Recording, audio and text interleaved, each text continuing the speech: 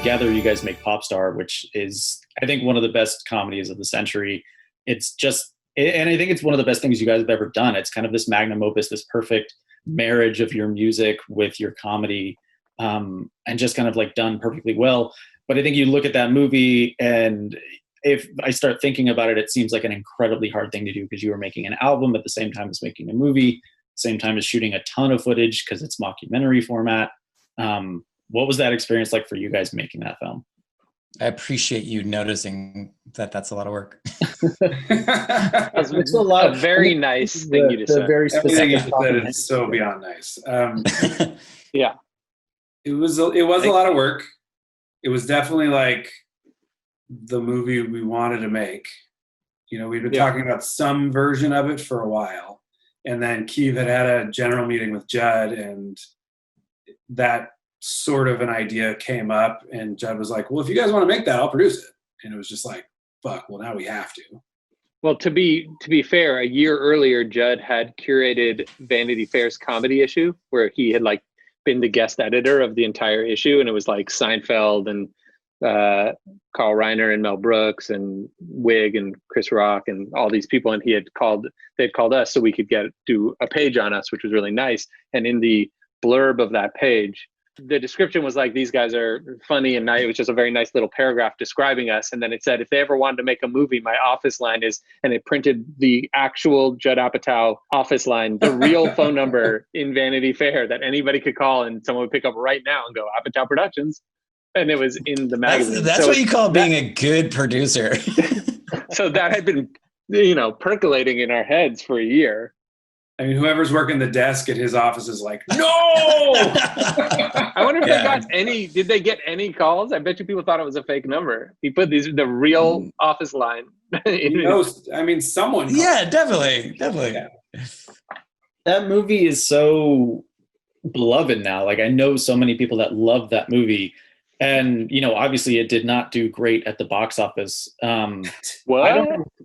We don't check numbers, so this is the first we're hearing about it. Judd told us it went great. Just submit the sequel script and you're still waiting to find out what's going on. I think my joke at the time when we were editing it was, you guys, this movie is going to make $1 million. Well, it's interesting because we know, comedy is in kind of a weird place right now, and that not a ton of them seem to be making a ton of money. But that movie, the marketing seemed a little strange. I don't know how much you guys want to get into it, but to me, it didn't feel like the marketing was selling what I saw, which was. I want you to talk more about it as an outside person. Yeah. Yeah. Tell us about your experience. Yeah, like how would you have done it? I want to know what your experience of seeing the marketing was first before you get an idea. What I saw or lack of marketing. A Justin Bieber parody, which is what a bunch of people thought it was, and they were like, "Screw that, that's stupid." And then what I saw was like kind of a semi-autobiographical Lonely Island film. Obviously Connor for Real is an exaggerated character, but about these friendships and these guys that love making music together, making art together, and the struggles they have through getting famous. And then also there's Will Forte playing bad types and stuff like that. Yeah, you kind of nailed it there, I would say. Yeah, the studio was very supportive. I'm not trying to talk bad, but the marketing department really wanted to lean into the Bieber aspect of it, and we did not at any point feel like what we were making was a Bieber movie. It's a movie that has like 10 jokes a minute, and 3 out of however many jokes you would calculate that of the let's say there's 500 jokes in the movie, 3 are directly pulled from him. You could probably find way more about other artists, but they put all 3 in every piece of marketing that there was. Like even the 30-second ad had those 3 jokes. And they chose the one outfit he wore that was similar, the white outfit, which is the Never Say Never outfit. It's also the Never Say Never paired with Never Stop, Never Stopping that made it seem like that's what we were doing.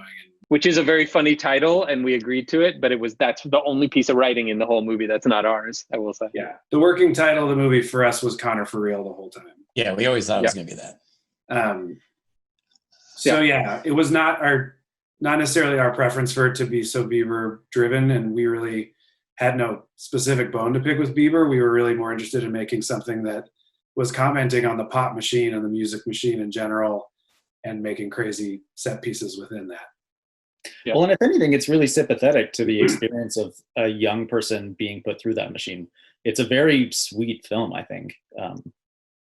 Even Yeah, in thanks. addition to all the ridiculous jokes that are crazy. Yes, I mean, there's definitely moments of like, for in this case, Connor like is surrounded by people who won't fucking tell him the truth, which is like, that's like some old royalty shit where you're like, people might not like your ideas or you even, and you're not allowed to ever learn and know that, and you can't grow because of that. That's sad and scary. Well, I love that movie so much. I'm glad that people have found it, but I wish, I wish it could get kind of like a big re-release on HBO Max or something like that. Some kind of. Funny you bring that up. Because Well, they're listening right now. So in your court, guys. I just read that Popstar was on HBO Max, and then I told Keith that, and he looked it up, and it turned out it was not our Popstar. It was the Aaron Carter one. But for anybody interested in seeing Popstar, not Popstar Never Stop, Never Stopping. Popstar. But it's just now so you know, on HBO Max as of today. The real one is on HBO Max right now. Yeah, the original, not the sequel. The one with Aaron Carter. The real one. That's fair. Absolutely fair. The first one. Do Ours was a reboot. We rebooted that one. Do you guys have any desire to do a sequel to that or revisit that or that character if someone ever said, hey, yeah, we'll do it? I'm speaking for myself. Like I feel like for us, one, there's heartbreak involved in the films that we've made, that you put a lot of energy into them, and then when they don't do financially well, sadly, that's the only metric that you have for success at the time. But it's I think we're always wanting to push ourselves to do something else and different. So for me personally, I think that we'd probably want to just do something new. Right. So how's the MacGruber series coming? Very good point. Here's the thing with MacGruber. somehow the joke of even just doing it is funny to me. I'm like, why is this happening? But yeah, it's going great, Andy. Thanks for asking. My pleasure.